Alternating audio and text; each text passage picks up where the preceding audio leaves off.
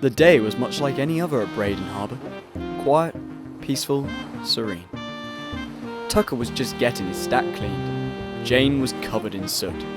Sheesh, Tucker, you'd think being surrounded by water you'd take a tugboat bath. But Tucker wasn't listening, because on top of him sat a small swan. Tucker loved the seagulls and swans he'd met at the harbour. I wonder what it's like to fly like a swan. Swans, like seagulls, are just rats with wings, joked Jane. The swan hopped away, and Tucker was clean again. What a nice day, but here I am tied to this dock, Tucker surveyed. Jane, can we go out for a run? But Jane told him that he had to stay at dock today. Oh hey, exclaimed Jane. Look what I found on your hole. She opened her hands and showed Tucker a small seashell. I love seashells. They remind me so much of the ocean. Tucker laughed. They were only little shells. Oh yes, replied Jane, but they are so beautiful. But just then, they heard the clanking of trickets and the sound of wood hitting wood. Bunk, bunk, bunk. The two looked at each other. It could only be one person. Ahoy, lad lubbers! Bellowed a booming voice. It was Pegleg the pirate. Tucker was excited. Pegleg was a sailor who would sometimes visit the harbour. He always had wonderful stories about his adventures at sea. Pegleg also had found lots of treasure in the ocean, and sometimes tries to sell it to make a profit. Jane walked beside Pegleg. Nice to see you again, Pegleg. Now what are you trying to sell this time? Nothing today, but I heard from a very reliable source that there may be treasure out on the waters. Tucker honked loudly. Treasure? Here in Braydon Harbor? Aye, a bright one you are, Tucker. What say we look for it? But Jane was sceptical, and she had just spent so much time cleaning Tucker, going back out he would get dirty again. Why can't you use your pirate ship? She asked Pegleg. Pegleg stuttered. You see, my ship right now, indisposed you could say. Secretly, Pegleg sold his ship to make more money. He loved money, and besides he could always buy another one. At least that's what he thought. I don't mind being your boat today, Tucker chimed in excitedly. I'd love to find hidden pirate treasure. But Tucker, Jane said, I've just cleaned you. Pegleg butted in. But think of the money, huh? Think of the treasure. Let's set sail, Tucker said, and he roared to life. And before Jane could say anything, Pegleg hopped on board Tucker, and off they went. Jane was sad. He didn't even say thank you for cleaning him. She felt sad, she felt unappreciated, and perhaps even a little jealous. Meanwhile, out on the ocean, Pegleg was sharing some stories of his pirate adventure.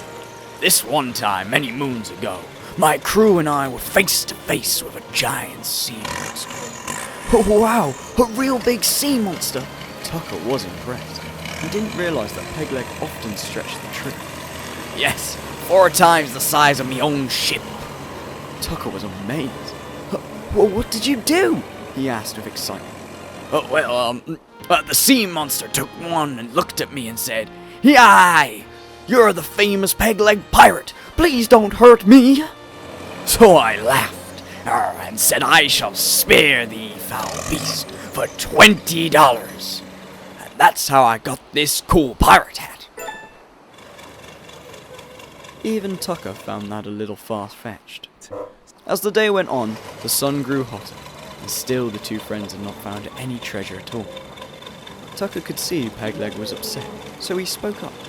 Pegleg, what do you think you're going to do with the treasure when we find it? Pegleg then jumped with delight. Why, I always do, sell it! And whatever this treasure is, I have a feeling it'll be filthy rich. Tucker was befuddled. Well, Pegleg, wouldn't it be more fun to hold on to the treasure, and maybe even give some of it to people, without them paying for it? Why should I let people have something for free when I did all the work searching for it? Tucker smiled a mischievous smile. To be fair, you aren't the one in the water right now, are you? Just think, Tucker continued. Finding something and giving it to someone could be a wonderful surprise. You could show your appreciation for your friends with the treasures you find. Pegleg laughed a hearty laugh. Oh, Tucker, my boy, friends come and go, but money is forever. However, Tucker felt a little down. The idea of hunting for treasure seemed fun, but he had been out on the ocean for some time, and soot from his stack was building up. I'm all dirty again. Jane will be very upset. Oh, I wish I'd thanked her earlier. He looked out to the horizon. I wish there was something I could do to say thank you. Now Pegleg was beginning to feel down. All this time, and there was no treasure to be found. Well, Tucker, I suppose it's time to wrap up for the day. Maybe we will find the treasure tomorrow. Tucker and Pegleg sadly turned around and headed back to the harbour, when all of a sudden... Youch! Shrieked Tucker. What was that? Tucker had hit his hole on something. Pegleg raced down from Tucker's cab and peered over his hole. Out from the water floated a treasure chest. Treasure! Treasure! The two shouted. Pegleg grabbed some of Tucker's rope and pulled the treasure chest up to him. The two opened the chest to find it was full of seashells. Seashells? Pondered Pegleg. Why, these aren't rare diamonds or gold or jewelry. Well, maybe I could sell them to tourists. No, this isn't treasure, this is trash. But Tucker smiled from window to window. One's trash is another's treasure. These seashells are beautiful, and I know just what to do with them.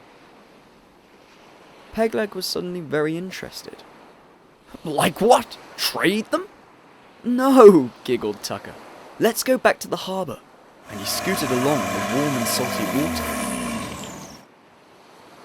Back at the harbour, Jane was rather upset and was waiting for Tucker and Pegleg to return. She then heard a honk honk in the distance, and there came Tucker. Jane was flabbergasted. So they did find treasure. Tucker rolled up right to the dock. Jane ran over with interest. What did you find? She asked. Tucker looked down at the treasure chest. We found something perfect. Just the thing to say thank you for all your hard work and for being a wonderful friend. She opened the treasure chest slowly, unsure what would be inside. Then her cheeks beamed bright red. Look at these wonderful seashells! They're all so beautiful! As Pegleg watched Jane look at the seashells with wonder, and Tucker smile with pride, he had an interesting thought. Ah, yes, I suppose they are rather nice. And I've decided, why don't you have the whole lot? Tucker and Jane were shocked. You don't want to try and sell these? There is nothing more valuable than seeing my two friends smile. Tucker tooted loudly, and the three spent the rest of the day picking their favourite seashells. And it just goes to show, there is no greater treasure than being in the company of the ones you cherish most.